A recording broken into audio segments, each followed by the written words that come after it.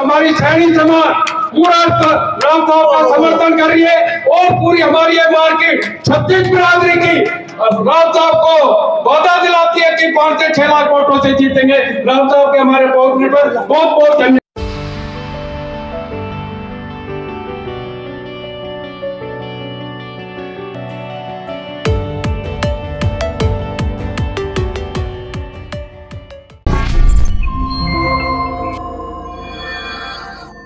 नमस्कार, आप देख रहे हैं दैनिक साथी हरियाणा।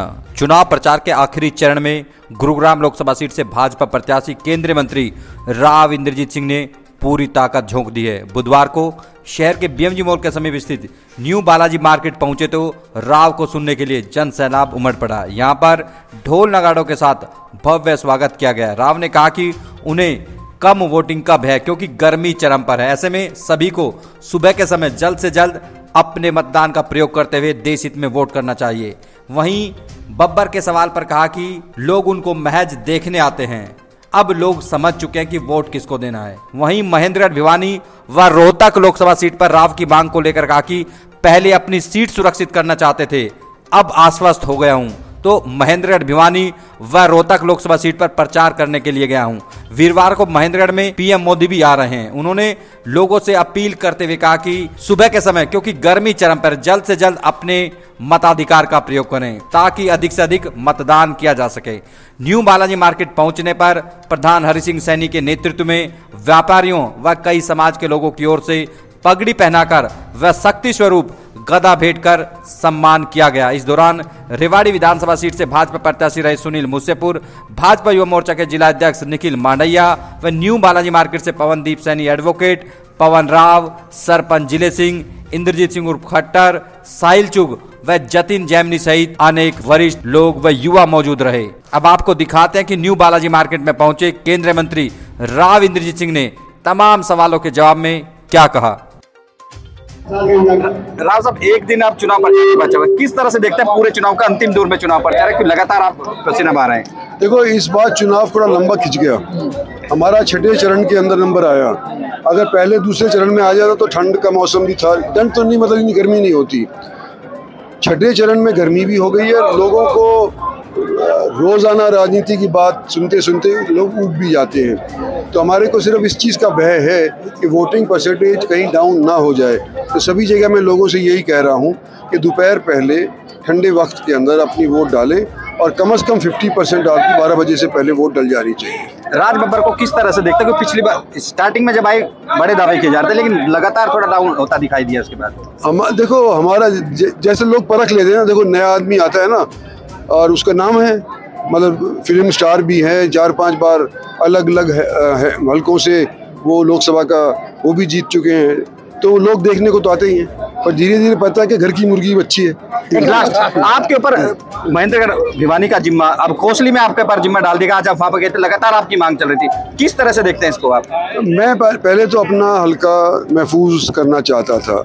मुझे नहीं पता था कि क्या होगा, क्योंकि नया प्रत्याशी आया है बीच के अंदर।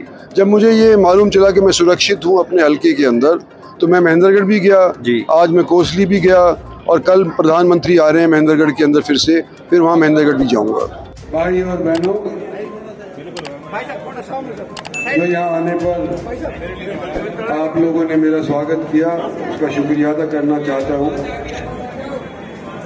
थोड़ा लेट हो गए, दरअसल नितिन गडकरी साहब कोसली आ रहे थे और उनका हेलीकॉप्टर लेट उड़ा क्योंकि मौसम खराब हो गया था, और 2 घंटे उनके इंतजार के बाद फटाफट आया हूँ। और इसीलिए चौधरी साहब भी कह रहे हैं कि फटाफट समय कम भाई समय कम नहीं है, अभी 3 दिन है। अगर आप लोग 25 तारीख को सुबह 7 बजे अपना वोटिंग शुरू करेंगे तो 12 बजे तक कम से कम 50% वोट आपका डल जाएगा ठंडे टाइम में। मैं आपके बीच का रहने वाला हूँ, आपका परखा हुआ हूँ।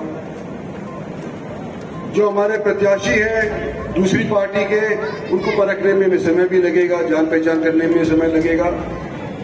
मेरे बारे में तो ये सबको मालूम ही है ना कि जैसा अंदर है वैसा बाहर है, और सबको ये भी मालूम है कि जो मैं कहता हूं उसको पूरा करने का भी मेरा पूरा प्रयास रहता है।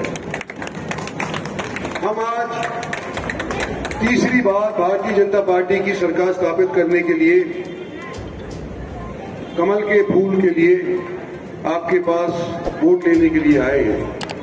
2 बार आपने पहले हमारे को वोट दिया, सत्ता सिंह मोदी जी को किया, लेकिन दूसरी बार जब आपने हमारे को वोट दिया तो उस टाइम आप याद करो सन 19 के अंदर कोविड भी साथ साथ हमारे सर के ऊपर आ गया था और 3 साल हमारे नष्ट हो गए, जो अगर डेवलपमेंट में कार्य के ऊपर किए जाते तो शायद और भी कुछ काम हम करवा सकते थे। इन 7 साल के अंदर भी जो काम हमने किया है वो नजर आ रहा है, चाहे एम्स का हो, हाईवेज का हो, सभी चीजों का है। एक ही सिर्फ आपके जहन में बात डालना चाहता हूं कि कई बार छोटी वोट और बड़ी वोट के बीच में कंफ्यूजन लोग कर देते हैं। आज के दिन आपने वोट बड़ी डालनी है, देश के निर्माण के लिए वोट डालनी है, नरेंद्र मोदी को प्रधानमंत्री बनाने के लिए वोट डालनी है। प्रधानमंत्री तो इस चीज का तो जिम्मेवार नहीं है कि हमारी सड़क नहीं बनी या हमारा स्कूल अपग्रेड नहीं हुआ या हमारे सूरज में से पानी निकल रहा है।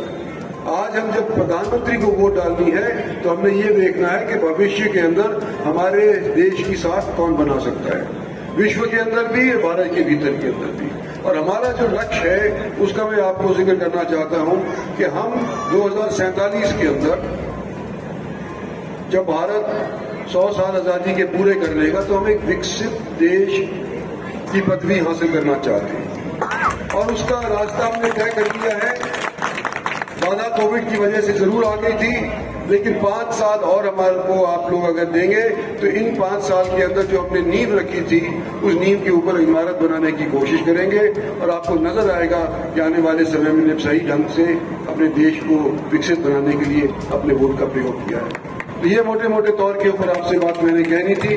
मुझे उम्मीद है कि इस बार रेवाड़ी से पिछले की निस्बत ज्यादा वोट मिलेगी। पिछली बार 85,000 से आप लोगों ने जिताया था, इस बार 1 लाख से ऊपर जिताने की मेरे को उम्मीद है, लेकिन उम्मीद इसी बात के ऊपर निर्भर है कि वोटिंग परसेंटेज आपकी घटे नहीं करने की वजह से। वोटिंग परसेंटेज फुल होनी चाहिए, 12 बजे से पहले 50% वोटिंग बढ़ जानी चाहिए, फिर हमारी रिकॉर्ड जीतने की रिकॉर्ड भी तोड़ सकते हैं। धन्यवाद।